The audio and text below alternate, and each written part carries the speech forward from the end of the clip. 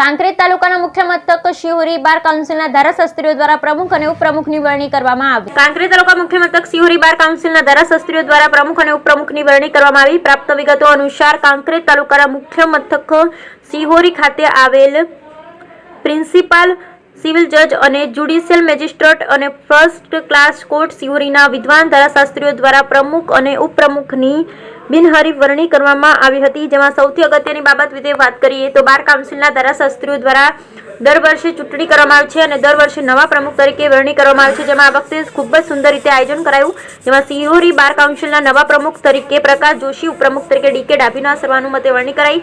જેમાં ઉપસ્થિત તમામ વકીલો દ્વારા નવનિયુક્ત પ્રમુખ અને ઉપપ્રમુખને શાલ ઉડાડી સન્માન કરવામાં આવ્યું। જેમાં Kankrej taluka Shihori court bar council of ગુજરાતના પ્રોટોકોલ મુજબ કામગીરી કરી વકીલ મિત્રોને એકતાના દર્શન કરાવ્યા। જુનિયર અને સિનિયરના પૂરા આદર માન સન્માન સાથે શિહોરી બાર કાઉન્સિલના ધારાશાસ્ત્રીઓની ઉપસ્થિતિ વચ્ચે નવા વરાયેલ પ્રમુખ અને ઉપપ્રમુખની વરણી કરાઈ।